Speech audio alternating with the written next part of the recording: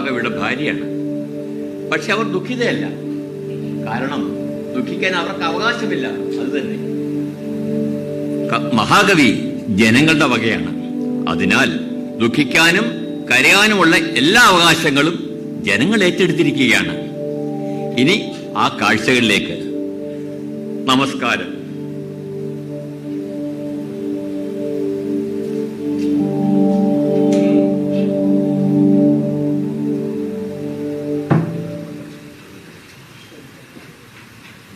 നമസ്കാരം. നമസ്കാരം. എന്നെ മനസ്സിലായില്ലെന്ന് തോന്നുന്നു. ഇല്ല. ഇത് കണ്ടിട്ട് മനസ്സിലായില്ല. മനസ്സിലായില്ല. എന്നാൽ ഞാൻ തന്നെ കാര്യം വ്യക്തമാക്കാം. ഞാൻ ഒരു MLA എന്ന് പറഞ്ഞാൽ ഒരു ബഹു പൊതുജനദാസൻ. ഇപ്പോൾ മനസ്സിലായി.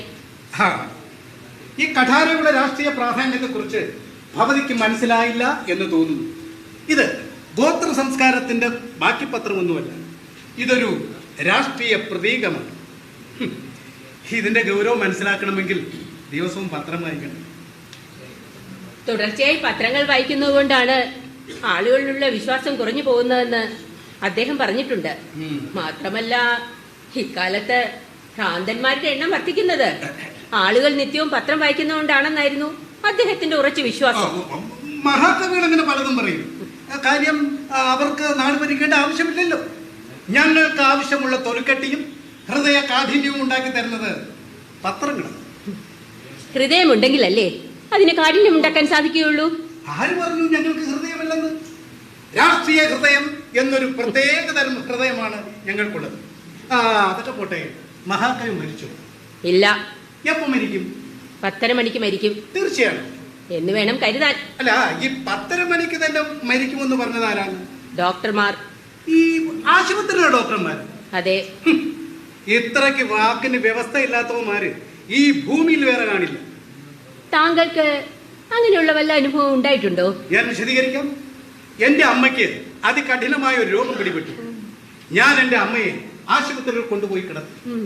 പരിശോധിച്ചതിന് ശേഷം ഡോക്ടർമാർ പറഞ്ഞു അടുത്ത ഞായറാഴ്ച മരിക്കൂ. എന്നിട്ട് ഞായറാഴ്ച അമ്മ മരിച്ചില്ല? ഇല്ല. ഒരു ദിവസം കൂടെ കഴിഞ്ഞ് പിറ്റേ ദിവസം, അതായത് തിങ്കളാഴ്ച വെളുപ്പിനെയാണ് എന്റെ അമ്മ മരിച്ചത്. അത് ഓർക്കുമ്പോൾ എനിക്ക് എന്നെ തന്നെ നിയന്ത്രിക്കാൻ കഴിയുന്നില്ല. ആ ഡോക്ടർമാരുടെ പേരിൽ ഞാൻ കേസ് കൊടുക്കാൻ ശ്രമിച്ചതാണ്. പക്ഷേ എന്റെ ചില അഭ്യുദയകാംക്ഷികളായ സുഹൃത്തുക്കൾ പറഞ്ഞു അത് വേണ്ടെന്ന്. ഇല്ലെങ്കിൽ ആ ഡോക്ടർമാർ ഇന്ന് സെൻട്രൽ ജയിലിൽ കിടന്ന അഴികൾ എണ്ണിയാണ്. ഓ, പാവ അമ്മ കുറെ കഷ്ടപ്പെട്ട് കാണുമല്ലോ. തീർച്ചയായിട്ടും. അതൊരു മഹാത്യാഗമായിരുന്നു. ഒരുത്തം വരുന്നുണ്ട്. ഇന്നിവിടെ പലതും നടക്കും. ഞാൻ അവനെ എന്റെ കയ്യിൽ കിട്ടാൻ തന്നെയാണ് ഇത്ര നാൾ കാത്തിരുന്നത്. വരട്ടെ. ഇതൊരു ദുഃഖം അനുഭവിക്കുന്ന വീടാണ്. ഇവിടെ അനാവശ്യ സംഭവങ്ങളൊന്നും തന്നെ ഉണ്ടാകാൻ പാടില്ല. നാടിന്റെ പൊതുവെയുള്ള ഒരു പ്രശ്നം വരുമ്പോൾ വ്യക്തികളുടെ പ്രശ്നം ഒരു പ്രശ്നമേ അല്ല.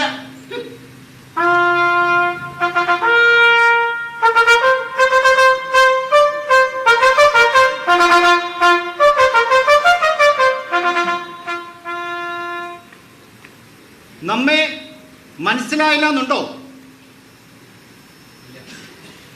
എന്നെ മനസ്സിലായില്ലേ? ഇല്ല. ഇത് കണ്ടിട്ടും മനസ്സിലായില്ലേ? മനസ്സിലായില്ല. ആധുനിക രാഷ്ട്രീയം എന്താണെന്ന് മനസ്സിലാക്കിയാൽ ഞാൻ ആരാണെന്ന് മനസ്സിലാക്കാൻ എളുപ്പമാണ്. നിങ്ങൾക്കതറിയാൻ പാടില്ലാത്തത് കൊണ്ട് ഞാൻ പറഞ്ഞു തരാം. ഞാനൊരു ബഹു മന്ത്രിയാണ്. മന്ത്രിമാർക്കെല്ലാം വാള്, എങ്ങനെയോ MLA ആയവന്മാർക്കെല്ലാം ഈ ആയുധങ്ങളെല്ലാം നാടിന്റെ പുരോഗതിക്ക് വേണ്ടിയുള്ളതാണ്. ഇപ്പൊ ഞങ്ങൾക്ക് വിജ്ഞാനമുണ്ടായി. ഇനി ഞാൻ എന്റെ ആഗമനോദ്ദേശം വെളിപ്പെടുത്താം. വന്ന കാര്യം പറയാമെന്ന്. നിങ്ങളുടെ ഭർത്താവ് മരിച്ചതിലുള്ള അനുശോചനം രേഖപ്പെടുത്താനാണ് ഞാൻ വന്നിരിക്കുന്നത്. ഓ, അദ്ദേഹം മരിച്ചോ? മരിച്ചു. എന്നിട്ട് ഞാൻ അറിഞ്ഞില്ലല്ലോ. മരണവകുപ്പിന്റെ മന്ത്രി കൂടിയായ ഞാനാണ് അത് ആദ്യം അറിയേണ്ടത്. അതുകൊണ്ട് ഞാൻ എൻ്റെ ഹൃദയം നിറഞ്ഞ അനുശോചനം രേഖപ്പെടുത്തിക്കൊള്ളുന്നു. എന്റെ അനുശോചനം മാത്രമല്ല ഞാൻ കൊണ്ടുവന്നിരിക്കുന്നത്, എന്റെ മന്ത്രിസഭയുടെ മുഴുവൻ അനുശോചനവും ഞാൻ കൊണ്ടുവന്നിട്ടുണ്ട്. ഓ ഭാഗ്യം, ഞങ്ങളുടെ കുടുംബം രക്ഷപ്പെട്ടു. അതുപോലെ വോട്ടർ പട്ടികയിൽ പേരുള്ള എല്ലാ ആളുകളും അവരുടെ അനുശോചനം രേഖപ്പെടുത്തിക്കൊണ്ടിരിക്കുകയാണ്. കാരണം മരിച്ചത് ഒരു നിസ്സാര വ്യക്തിയല്ല. അദ്ദേഹം ഈ നാട്ടിലെ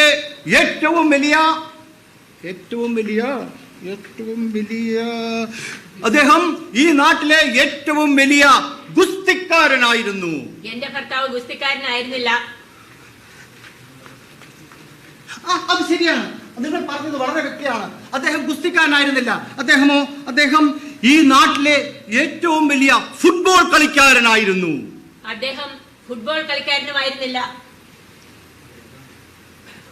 അതെ, അത് ശരിയാണ്, നിങ്ങളുടെ ഭർത്താവ് ഫുട്ബോൾ കളിക്കാരനുമായിരുന്നില്ല.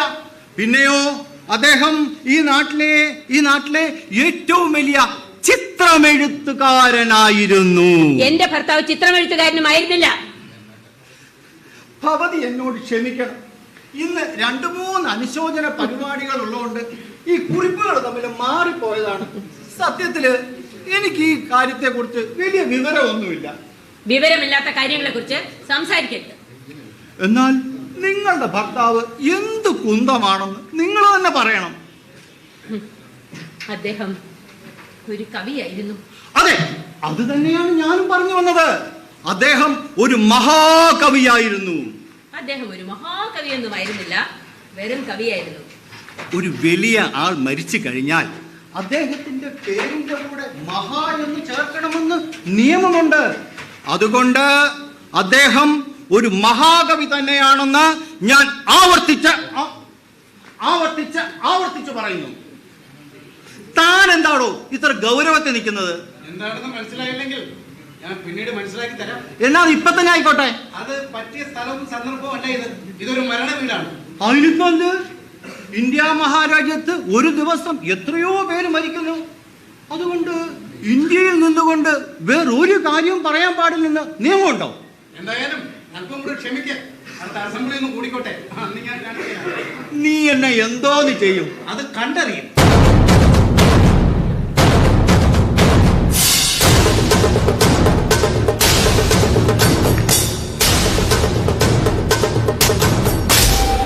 എന്നാൽ അസംബ്ലി വെച്ചാൽ അത് തന്നെയാണ് ഞാനും പറഞ്ഞത്. നമുക്ക് പൊരുതാൻ പണിതിട്ടിട്ടുള്ള സ്ഥലം അസംബ്ലി മന്ദിരമാണെന്ന്. കെട്ടിടം പണിയിച്ച ഞങ്ങൾ തന്നെയാണ്. ആര് പറഞ്ഞു എങ്ങനെ പണിയിക്കാൻ? ഞാൻ ഉദ്ദേശിക്കുന്ന ആംഗിളിൽ നിന്ന് ഫോട്ടോ എടുക്കാനോ ഷൂട്ട് ചെയ്യാനോ യാതൊരു സൗകര്യവുമില്ല. ഇത് പണിയുന്ന കാലത്ത് ഇവിടെ ഷൂട്ടിംഗ് നടക്കുമെന്ന് ഞങ്ങൾക്ക് അറിയില്ലായിരുന്നു. ഇത് പണ്ടത്തെ കാലമൊന്നുമല്ല. ഷൂട്ടിംഗ് എപ്പോ എവിടെ നടക്കുമെന്ന് ആർക്കും പറയാൻ സാധ്യമല്ല. ഒരു കെട്ടിടം ഉണ്ടാക്കി വെച്ചത്.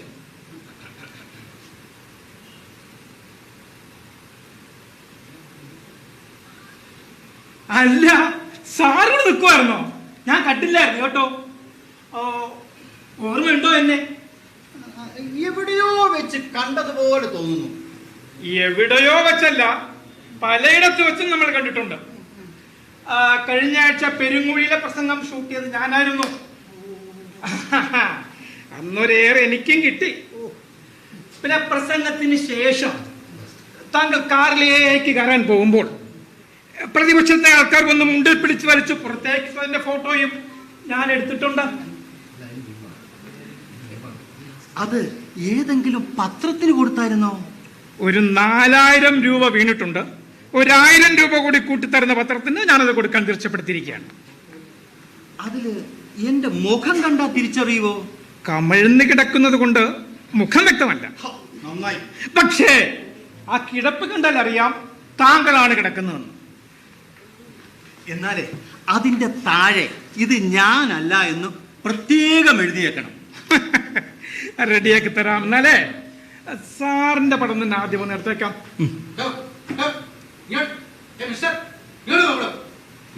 ഞാനിവിടെ നിൽക്കുന്ന കണ്ടില്ലേ താൻ?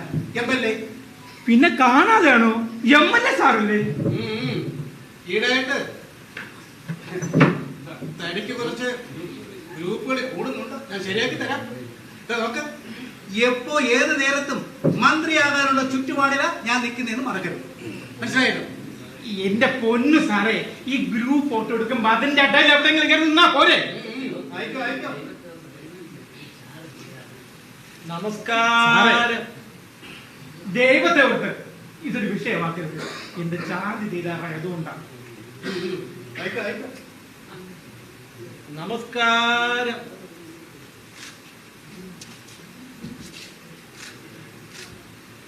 എന്നെ നേരിട്ട് മനസ്സിലായില്ലെന്ന് തോന്നുന്നു.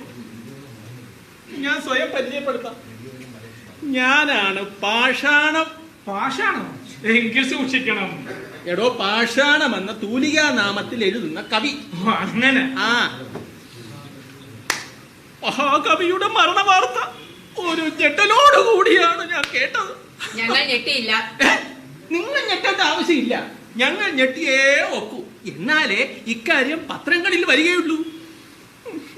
നിങ്ങളുടെ ഭർത്താവും ഞാനും വളരെ അടുത്ത സുഹൃത്തുക്കളും സഹപ്രവർത്തകരുമായിരുന്നു. എന്നിട്ട് ഈ പറയുന്ന നിങ്ങളെ ആരെയും അദ്ദേഹം ഉണ്ടായിരുന്നപ്പോൾ ഒരു പ്രാവശ്യം പോലും ഞാനിവിടെയൊന്നും കണ്ടിട്ടില്ലല്ലോ. ഞങ്ങൾ തമ്മിൽ ശക്തിയേറിയ അഭിപ്രായ ഭിന്നതകൾ ഉണ്ടായിരുന്നു. അറിയാം, അദ്ദേഹം ഒരു കവിയെ ആയിരുന്നില്ല എന്നായിരുന്നില്ലേ ഇയാളുടെ വാദം? അദ്ദേഹം എഴുതുന്ന ഒന്നും കവിത അല്ലെന്നും. ഞാനൊരു സത്യം പറയാമല്ലോ, അദ്ദേഹത്തെ എനിക്ക് ഭയമായിരുന്നു.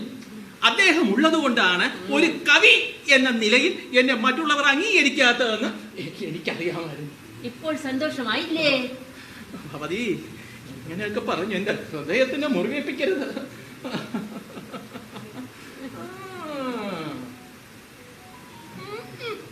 കവിയുടെ ഭാര്യ മരിച്ചിട്ടില്ല. കവിയുടെ ഭാര്യ മരിച്ചിട്ടില്ല. എക്സ്ക്യൂസ് മീ, കവിയുടെ ഭാര്യ മരിച്ചിട്ടില്ല.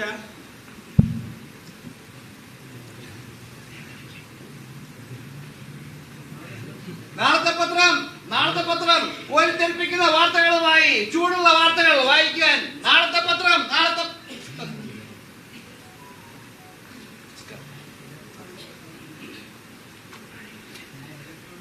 ഞാൻ എരപ്പാളി പത്രത്തിന്റെ പത്രാധിപരാണ്. അത് കണ്ടപ്പോഴേ മനസ്സിലായി.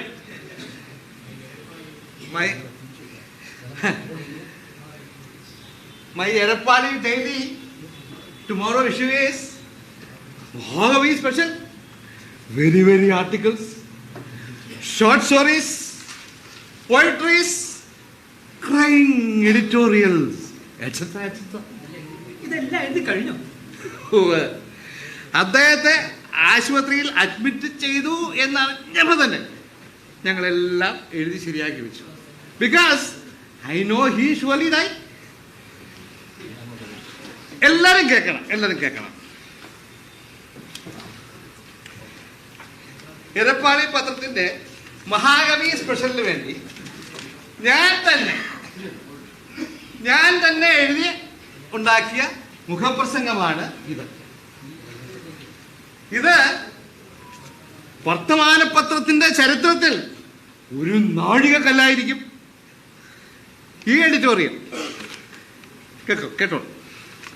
അങ്ങനെ നാം ഏവരും ആഹ്ലാദത്തോടു കൂടി പ്രതീക്ഷിച്ചു കൊണ്ടിരുന്ന മഹാകവിയുടെ മരണം സംഭവിച്ചു കഴിഞ്ഞു. അതുമൂലം ലോകം മുഴുവൻ കണ്ണീർ പുഴ ഒഴുക്കിക്കൊണ്ടിരിക്കുന്ന ഈ സന്ദർഭത്തിൽ എരപ്പാളിയും അതിന്റെ വിനീതമായ ദുഃഖം രേഖപ്പെടുത്താതിരിക്കുന്നത് മോശമാണല്ലോ. ഈ മഹാമരണം മൂലം നഷ്ടം സംഭവിച്ചിരിക്കുന്നത് സാഹിത്യത്തിന് മാത്രമല്ല, എല്ലാ കലകളും ഇതോടെ തകർന്ന് നിലംപതിച്ചിരിക്കുന്നു. സന്മാർഗത്തിന്റെയും സംസ്കാരത്തിന്റെയും മുൻനിരപ്പൊക്കെ എല്ലാവരും സങ്കല്പപ്പെടുക. മഹാകവിയുടെ മൃതശരീരം കൊണ്ടുവരുന്നു. മഹാകവിയുടെ മൃതശരീരം കൊണ്ടുവരുന്നു.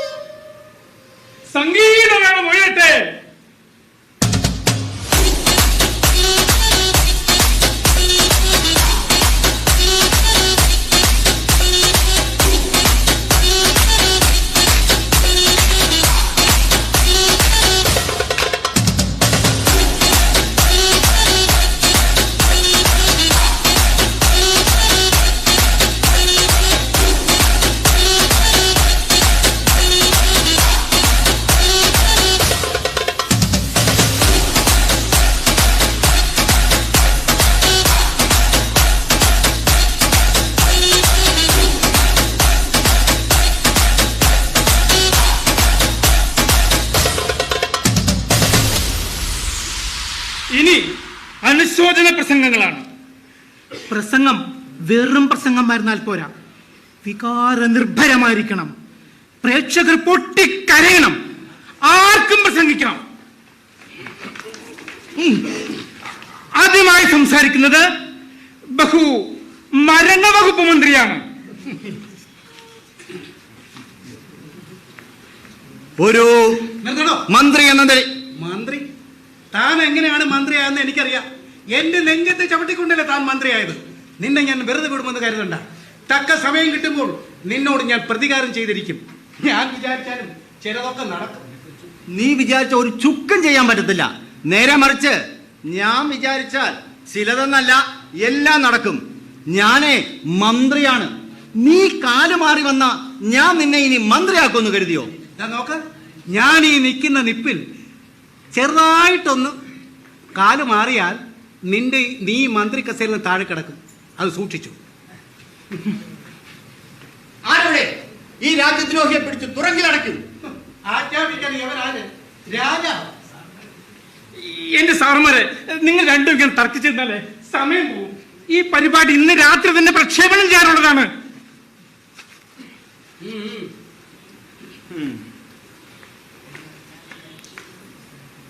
ഇനി ഞാൻ എൻ്റെ അനുശോചന പ്രസംഗത്തിലേക്ക് കടക്കാം.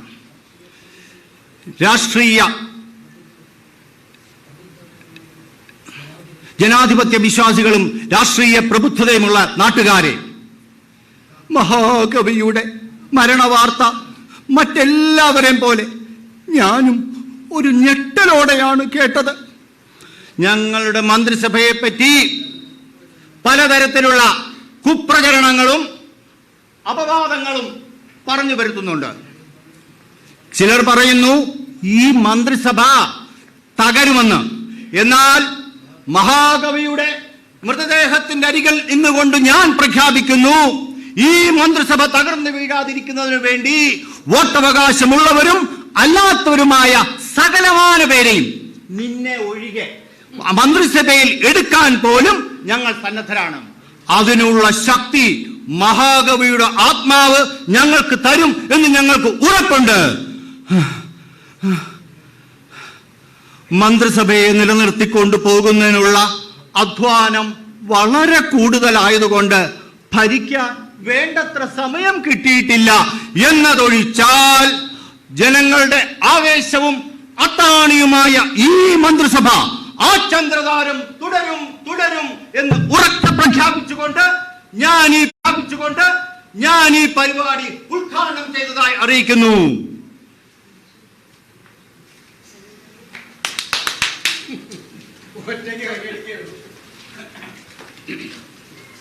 സന്നാഹത്തിന്റെയും സംസ്കാരത്തിന്റെ മാറിയിക്കടോ സന്മാർഗി. പിന്നെ അടുത്ത് ഞാനാണ് പ്രസംഗിക്കേണ്ടത്. MLA. നിങ്ങൾ ഇതുവരെ കേട്ടത് ബഹുമാനപ്പെട്ട മരണവകുപ്പ് മന്ത്രിയുടെ പ്രസംഗമാണ്. അടുത്തതായി പ്രസംഗിക്കുന്നത് ഏതോ ഒരു MLA ആണ്.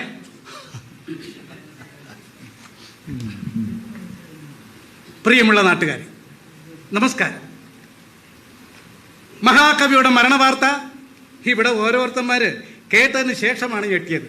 പക്ഷേ മഹാകവിയുടെ മരണവാർത്ത അറിയുന്നതിന് മുമ്പേ തന്നെ ഞാൻ ഞെട്ടുകയുണ്ടായി. കാരണം മഹാകവി ഒരിക്കലും മരിക്കയില്ല എന്നായിരുന്നു എൻ്റെ ഉറച്ച വിശ്വാസം. പക്ഷെ അദ്ദേഹം എന്നേക്കുമായി മരിച്ചുപോയി. കവിത എന്ന് പറയുന്ന ഒന്ന് ഇനി ഈ ലോകത്ത് ഉണ്ടാകുകയില്ലല്ലോ എന്ന് ഓർക്കുമ്പോൾ എൻ്റെ ഹൃദയം വിങ്ങിപ്പൊട്ടുകയാണ്. സുഹൃത്തുക്കളെ, വിങ്ങിപ്പൊട്ടുകയാണ്. ഞാൻ മന്ത്രിയാകുമെന്ന് പ്രതീക്ഷിച്ചിരുന്ന ചില അഭ്യുദയകാംക്ഷികളുണ്ട്. അവരൊക്കെ ഇപ്പോൾ വളരെ ദുഃഖത്തിലാണ്. കാരണം ഞാൻ മന്ത്രി ആയില്ല എന്നതാണ് കാരണം. ഇപ്പോൾ മന്ത്രിയായിരിക്കുന്ന ഒരുത്തൻ, ഒരു ചതിയൻ എന്നെ ചതിക്കുകയായിരുന്നു. അവൻ്റെ പേര് ഞാൻ വെളിപ്പെടുത്തുന്നില്ല. ഈ ചതിയൻ ഒരു ദിവസം അർദ്ധരാത്രിയിൽ എൻ്റെ വീട്ടിൽ വന്നിട്ട് പറഞ്ഞു, ഞാൻ അവൻ്റെ പാർട്ടിയിലേക്ക് കാലുമാറിയാൽ എന്നെ മന്ത്രിയാക്കാമെന്ന്. വെറും പാവമായ വെറും ശുദ്ധഗതിക്കാരനായ ഞാൻ അവൻ്റെ വാക്ക് വിശ്വസിച്ച് അവൻ്റെ പാർട്ടിയിലേക്ക് കാലുമാറി. എന്നിട്ട് ഈ ചതിയൻ ചെയ്തതോ, അവൻ മന്ത്രിയാകുകയും എന്നെ തഴയുകയാണ് സുഹൃത്തുക്കളെ ചെയ്തത്. ഈ അവസരത്തിൽ മഹാകവിയുടെ മൃതശരീരത്തിന് മുന്നിൽ നിന്നുകൊണ്ട് ഞാൻ പ്രതിജ്ഞ ചെയ്യുകയാണ്, തകർന്ന ഹൃദയത്തോടുകൂടി, ഒരു ദിവസമെങ്കിലും വേണ്ട, 1 മണിക്കൂർ നേരത്തേക്കെങ്കിലും ഞാൻ മന്ത്രിയായതിനു ശേഷം മാത്രമേ മരിക്കുകയുള്ളൂ എന്ന്. നിങ്ങൾക്കെൻ്റെ അഭിവാദനങ്ങൾ.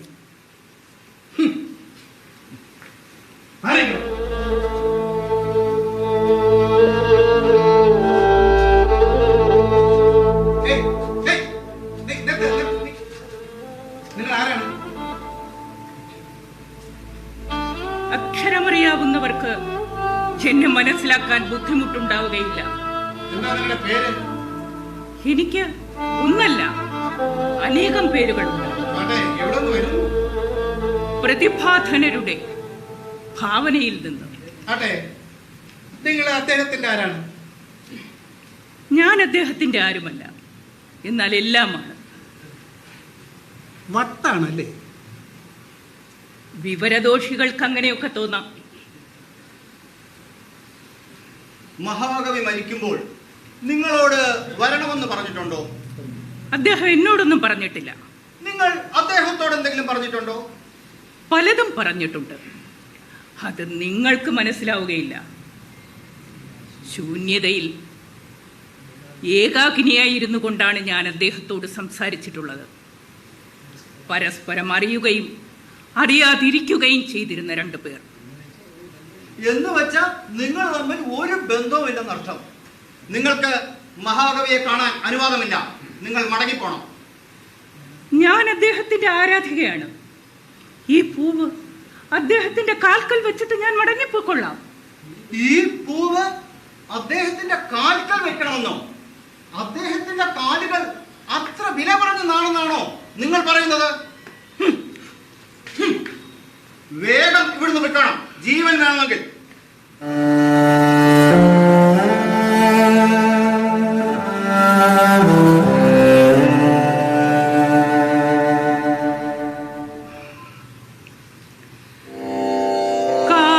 കാവ്യതാരാപഥ വീഥിയിൽ വിളങ്ങുന്ന സ്നേഹപ്രഭാവനാം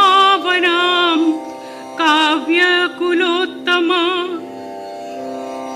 നിന്നന്ത്യയാത്രയിൽ വിങ്ങുന്നൊരൻ മനം ആത്മാവിലർപ്പിക്കുന്നർച്ചനാ പുഷ്പങ്ങൾ, നിന്നാത്മാവിലർപ്പിക്കുന്നർച്ചനാ പുഷ്പങ്ങൾ.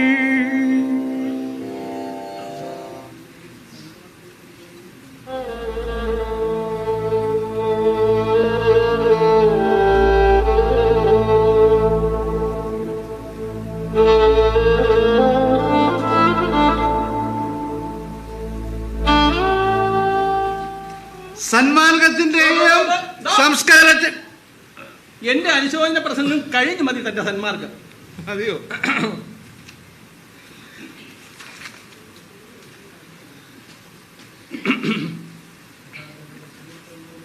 മഹാകവിയുടെ സുഹൃത്ത് എന്നതിലുമുപരി ഒരു കവി എന്ന നിലയിൽ ഞാൻ ഇനി അനുശോചന പ്രസംഗത്തിലേക്ക് കടക്കാം. ലോകത്തിൽ ഇന്ന് വരെ കോടാനുകോടി മനുഷ്യർ മരിച്ചിട്ടുണ്ടെങ്കിലും ശരിയായ മരണം ഇതാണെന്ന് പറയുവാൻ എനിക്ക് സന്തോഷമുണ്ട്. ഭവഭൂതിയുടെയും ഭർതൃഹരിയുടെയും മരണങ്ങൾ പോലും എന്നെ വേദനിപ്പിച്ചിട്ടില്ല. ഇവിടെ അനസൂയ മരിച്ചു, പ്രിയംവദ മരിച്ചു. അധികം എന്തിനു പറയുന്നു? മഹാകവി കാളിദാസൻ മരിച്ചു, കണ്വമാമുനി മരിച്ചു. അപ്പോൾ പോലും ഞാൻ കരഞ്ഞിട്ടില്ല സുഹൃത്തുക്കളെ, കരഞ്ഞിട്ടില്ല. പക്ഷെ ഞാൻ ഇന്ന് കരയും. കാരണം മഹാകവിയുടെ മരണം മൂലം ഏറ്റവും അധികം നഷ്ടമുണ്ടായിട്ടുള്ളത് എനിക്കാണ്, എനിക്ക് മാത്രമാണ്. അതുകൊണ്ട് ഞാൻ കരയാൻ തന്നെ തീരുമാനിച്ചിരിക്കുന്നു സുഹൃത്തുക്കളെ, കരയാൻ തന്നെ തീരുമാനിച്ചിരിക്കുന്നു. നിങ്ങളുടെ ഏവരുടെയും അനുവാദത്തോടു കൂടി ഞാൻ അല്പം കരഞ്ഞുകൊള്ളട്ടെ. കരയാൻ വരട്ടെ. എല്ലാവരുടെ കരച്ചിലും കൂടി ഒരുമിച്ചൊരു എപ്പിസോഡായി ഷൂട്ട് ചെയ്യാം. അതല്ലേ നല്ലത്. എന്നാ ഞാനിപ്പോ കരയുന്നില്ല.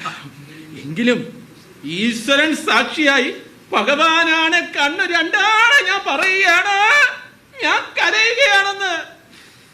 ഈ മരിച്ചു കിടക്കുന്നത് വെറും മഹാകവിയല്ല, എന്റെ തന്തയാണ്. തന്ത എന്നുള്ള വാക്കിന്റെ അർത്ഥം ഞാൻ ഇപ്പോ പറയുന്നില്ല. ഭഗവാനെ, നാരായണ, ഭക്തവത്സല, അയ്യോ.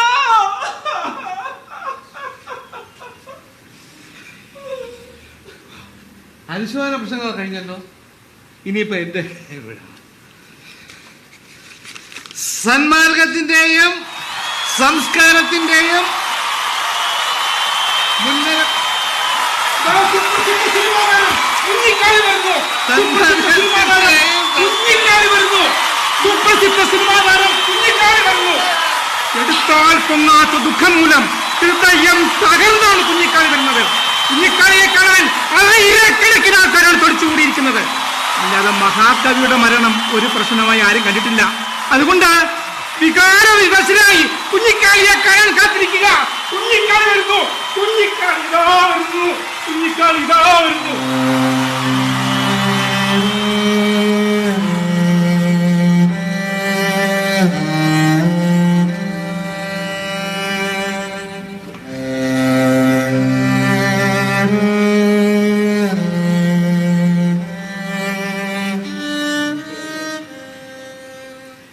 നമസ്കാരം. ഭവതിക്ക് അനുശോചന പ്രസംഗം വായിക്കാൻ ബുദ്ധിമുട്ടാണെന്ന് അറിയാം. മലയാള ഭാഷ മുഴുവൻ അറിയണമെന്നില്ലല്ലോ. അതിങ്ങ് തന്നാൽ ഞാൻ എൻ്റെ ചാനൽ അവതാരിയെ കൊണ്ട് വായിപ്പിക്കാം.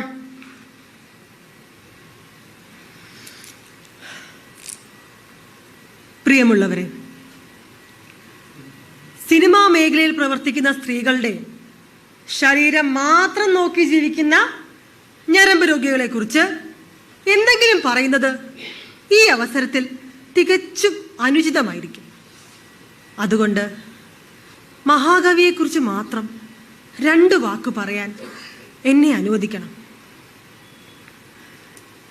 മലയാള കവിതയുടെ മാസ്മരിക ലോകത്തേക്ക് ഞങ്ങളെ കൈപിടിച്ച് കയറ്റിയ സ്നേഹനിധിയായ ഗുരുനാഥനാണ് അദ്ദേഹം. ഏകാന്തതയിൽ മനസ്സിനോട് നടത്തുന്ന സ്നേഹമന്ത്രണമാണ് അദ്ദേഹത്തിൻ്റെ കവിതകൾ. സ്നേഹത്തിൻ്റെ, സൗന്ദര്യത്തിൻ്റെ, അനുഭൂതിയുടെ അതുവരെ കാണാത്ത ഒരു തലത്തിലേക്കാണ് മലയാളത്തിൻ്റെ മനസ്സിനെ അദ്ദേഹം ഉണർത്തിയത്. ഇങ്ങനെ മറ്റൊരാളും നമ്മുടെ മനസ്സിനെ മുട്ടി വിളിച്ചിട്ടില്ല.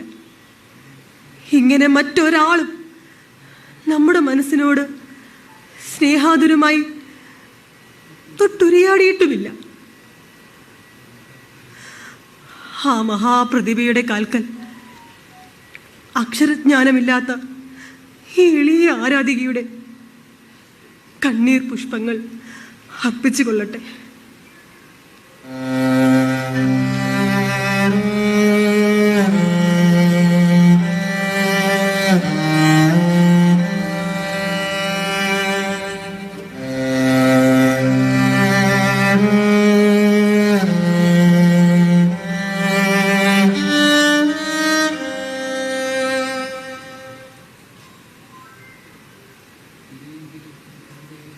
ഹലോ ഹലോ, ഇനിയെങ്കിലും എന്റെ ഈ കവിത ഇവിടെ അവതരിപ്പിച്ചില്ലെങ്കിലേ അത് നമ്മുടെ നാടിന് എടുത്താ പൊങ്ങാത്ത നഷ്ടമായിരിക്കും.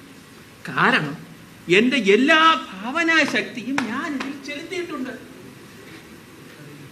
ഇത്രയും ഹൃദയവേദനയോട് കൂടി ഇന്നേ വരെ ഞാനൊരു കവിത രചിച്ചിട്ടില്ല. അതുകൊണ്ട് നമുക്ക് എല്ലാവരും ചേർന്ന് ഒരു സമൂഹ ഗാനമായിട്ട് വേണം ഇത് പാടാൻ. റെഡിയല്ലേ? നിങ്ങളോ? പിന്നെ ഈ സമൂഹ ഗാനം ഞാൻ അങ്ങ് ഒറ്റയ്ക്ക് പാടും. കവിതൻ ഭാര്യ മരിച്ചിട്ടില്ല, കവിതൻ പുത്രി മരിച്ചിട്ടില്ല, അപ്പുറത്തിപ്പുറത്താരും മരിച്ചില്ല. പിന്നെ മരിച്ചതോ കാവ്യകുലത്തിൻ കാരണഭൂതനാം, കാവ്യകുലത്തിൻ കാരണഭൂതനാം പ്രിയ കവി ഇവിടെ കാലം പൂകി. മരണമിതയോ മരണം എന്നു തുടങ്ങി, ഇതെവിടെ തുടങ്ങി? ഗാഗുൽത്താമലയിൽ നിന്നോ മാപ്പിളലഹളയിൽ നിന്നോ, അതോ ഹിമവൽ സാനുക്കളിൽ നിന്നോ? ജനനം, ജനിച്ചു കഴിഞ്ഞാൽ മരണം. എന്തതിശയമേ കവിതൻ മരണം, എത്ര മനോഹരമേ. എന്തതിശയമേ കവിതൻ മരണം, എത്ര മനോഹരമേ.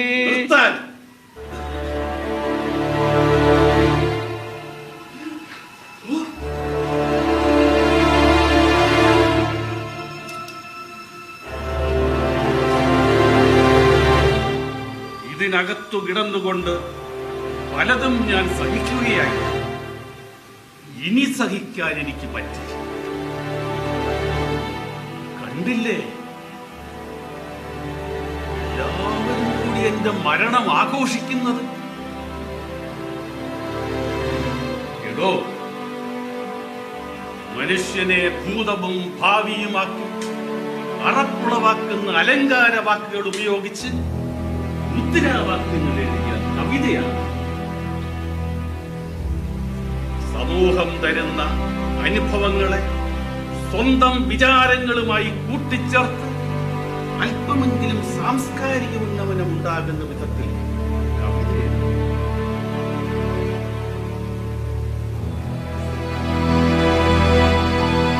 മന്ത്രിക്കസേര സ്വപ്നം കണ്ട് ഒരുളുപ്പുമില്ലാതെ അവസരത്തിനൊത്ത് കാലുമാറുന്ന താനൊക്കെ എന്തു സേവനമാണ് ജനങ്ങൾക്ക് നൽകുന്നത്?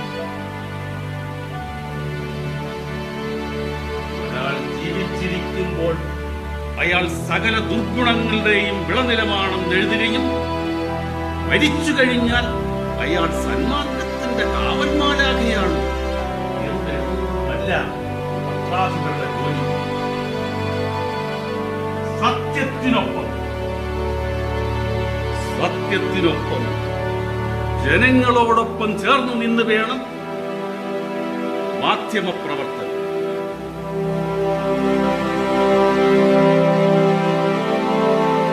എടോ മന്ത്രി ശ്രേഷ്ഠ, ഇപ്പൊ വെറും മന്ത്രിയല്ലല്ലോ,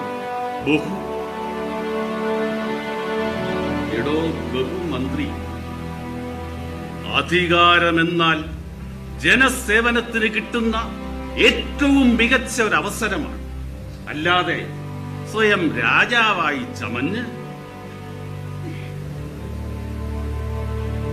ജനങ്ങളെ പ്രജകളെന്ന് അവഹേളിക്കുകയും അധികാരം നിലനിർത്താൻ തന്ത്രങ്ങൾ മെനയുന്നതുമല്ല മന്ത്രിയുടെ പണി.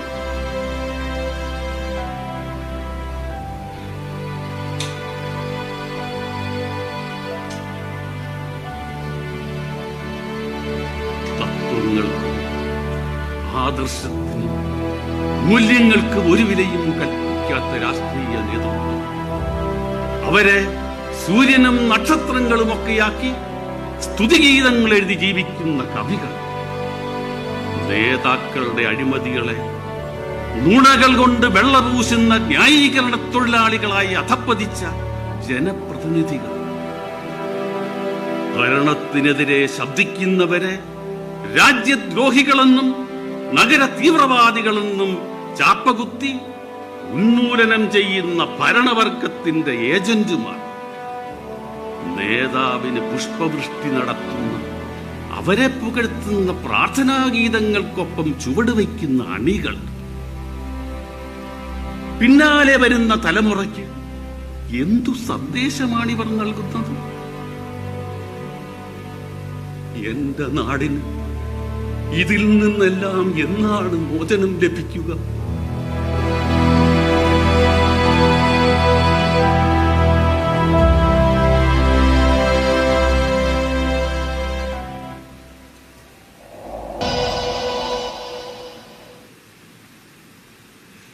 എന്തതിശയമേ കവിതൻ മരണം എത്ര മനോഹരമേ, എന്തതിശയമേ കവിതൻ മരണം എത്ര മനോഹരമേ, എന്തതിശയമേ കവിതൻ മരണം എത്ര മനോഹരമേ, എന്തതിശയമേ കവിതൻ മരണം എത്ര മനോഹരമേ. പ്രിയപ്പെട്ട നാട്ടുകാർ, മഹാകവിയുടെ രാഷ്ട്രീയ പ്രബുദ്ധതയുള്ളവരും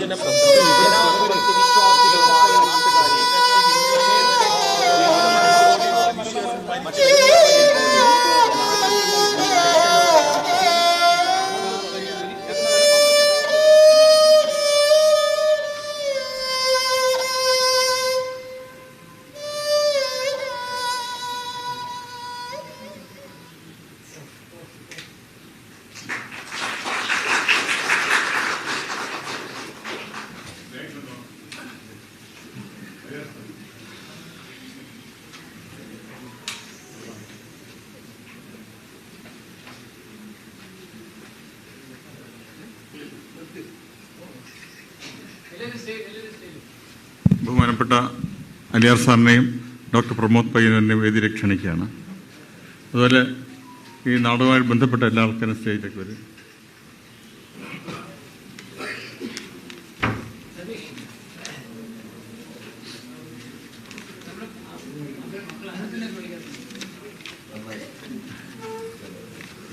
നാടകത്തെക്കുറിച്ച് 2 വാക്ക് സംസാരിക്കുന്നതിന് മുമ്പായിട്ട് ഇതിൻ്റെ പ്രവർത്തകരെ ഒരിക്കൽ കൂടെ ഞാൻ പരിചയപ്പെടുത്തുകയാണ്. അരങ്ങിൽ Srimandiram Radhakrishnan,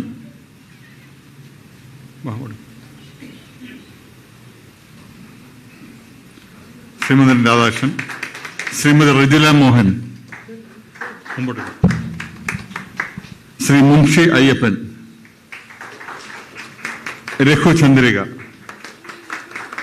Attukal Pradeep, Aji S, P Rajeev, Renuka Sasikumar, Rudra S Lal, Sreekala Prasad, M Rajendra Prasad, Suresh Nair, Prem Kishore, Ananthu A S Nair, Akhil M P. ഇതിന്റെ സംഗീത നിർവഹണം സതീഷ്, മേക്കപ്പ് കോമളൻ, പ്രകാശ ക്രമീകരണം രുദ്ര എസ് ലാൽ, കവിതകൾ രേണുക ശശികുമാർ, സർഗാത്മക സഹകരണം മുൻഷി അയ്യപ്പൻ. ഇത് സംവിധാനം ചെയ്ത ശ്രീ രാജേന്ദ്രൻ. അവതരണം നാട്യഗ്രഹം. നേരത്തെ സൂചിപ്പിച്ചതുപോലെ വളരെ ചെറിയ തയ്യാറെടുപ്പ്. പെട്ടെന്നാണ് ഞങ്ങൾ ഇങ്ങനൊരു നാടകം ഇങ്ങനൊരു നാടകം അവതരിപ്പിക്കുന്നത് നമ്മുടെ മനസ്സിലുണ്ടായിരുന്നില്ല. അപ്പോൾ അദ്ദേഹത്തിൻ്റെ 2 ദിവസത്തെ ഓർമ്മകൾ പങ്കുവെക്കുന്ന ദിവസം ഏതെങ്കിലും ഒരു നാടകം രംഗത്തെത്തിക്കണം. ഇതൊരു ഡ്രസ് റിഹേഴ്സലായിട്ട് കണ്ടാൽ മതി. ഇതിനെക്കുറിച്ച് 2 വാക്ക് സംസാരിക്കാൻ ബഹുമാനപ്പെട്ട ശ്രീ പ്രമോദ് പയ്യനെ ക്ഷണിക്കാം. ആദ്യം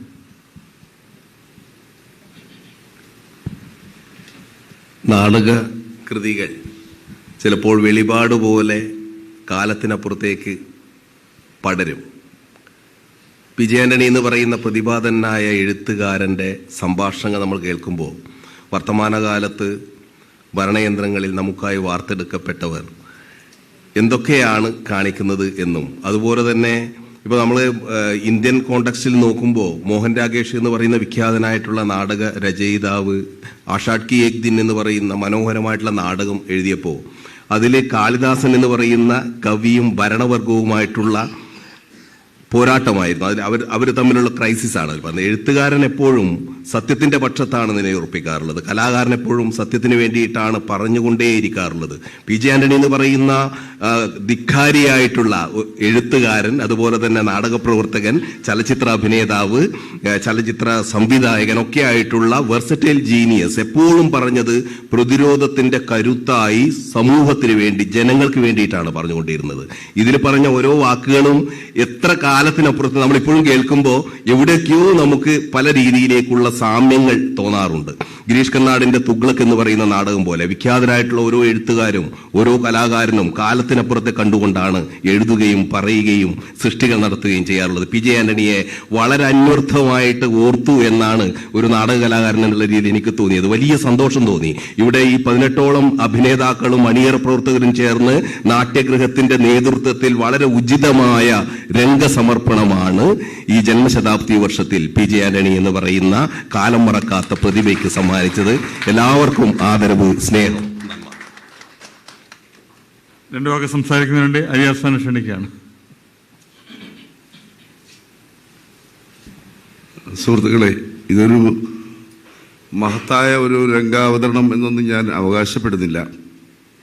ഇതിൽ അഭിനയിച്ചവരോ ഈ നാടകം കളിച്ച അതിൻ്റെ പിന്നണിയിൽ പ്രവർത്തിച്ചവരോ ആരും അങ്ങനെ അവകാശപ്പെടുമെന്ന് ഞാൻ വിചാരിക്കുന്നില്ല. പക്ഷേ നിശ്ചയമായും പി ജെ ആന്റണിയുടെ നാടക സങ്കല്പം എന്തായിരുന്നു, അദ്ദേഹത്തിൻ്റെ നാടകരചനയുടെ തന്ത്രം എന്തായിരുന്നു എന്നൊക്കെ അല്പമെങ്കിലും മനസ്സിലാക്കാൻ ഈ നാടകം ഉപകരിച്ചിട്ടുണ്ടാവാം.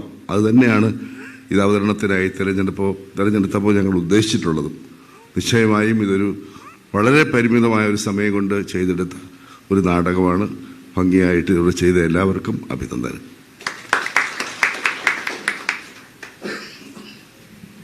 സാറ് പറഞ്ഞതുപോലെ പരിമിതമായ സൗകര്യങ്ങൾ നിങ്ങൾക്ക് കണ്ടറിയാം. അധികം ലൈറ്റുകളോ മൈക്കുകളോ മറ്റ് ക്രമീകരണങ്ങളോ ഒന്നുമില്ല.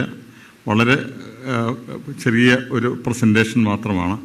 ഇതിനകത്ത് ശ്രീ രാജേന്ദ്രൻ്റെ സഹപ്രവർത്തകരും കഴിഞ്ഞ കുറച്ച് ദിവസങ്ങളായിട്ട് പരിശ്രമിച്ചതിൻ്റെ ഫലമായിട്ടാണ് ഇങ്ങനെയൊരു വേണമെങ്കിൽ ഒരു ഡ്രസ് റിഹേഴ്സൽ എന്നുള്ള നിലയിൽ ഇതിനെ കണ്ടാൽ മതി. എങ്കിലും വളരെ നന്നായിട്ട് ഓരോരുത്തരും അവരുടെ ഭാഗങ്ങൾ നന്നായി ചെയ്തു. എല്ലാ കലാകാരന്മാരെയും സംവിധായകനെയും നാട്യഗൃഹത്തിൻ്റെ പ്രസിഡന്റ് എന്ന നിലയിൽ ഞാൻ അവരെ അനുമോദിക്കുകയാണ്. ഇവരെ പ്രോത്സാഹിപ്പിക്കുന്നതിന് വേണ്ടി ഇന്നിവിടെ വന്ന് എത്തിച്ചേർന്നിട്ടുള്ള എല്ലാ ആൾക്കാർക്കും നാട്യഗൃഹത്തിൻ്റെ പേരിൽ നന്ദി രേഖപ്പെടുന്നു. അതോടൊപ്പം ഞങ്ങൾക്ക് ഈ സൗകര്യങ്ങൾ ചെയ്തു തന്ന ഭാരത് ഭവന്റെ മെമ്പർ സെക്രട്ടറി പ്രമോദിനും അദ്ദേഹത്തിൻ്റെ ടീമിനും അതിലെ കേന്ദ്ര സാഹിത്യ അക്കാദമിയുടെ റെപ്രസെൻറ്റേറ്റീവ്സിനും എല്ലാവിധ നന്ദിയും രേഖപ്പെടുത്തുന്നു. നമസ്കാരം. ഓക്കെ, നന്ദി, നമസ്കാരം. ഓക്കെ.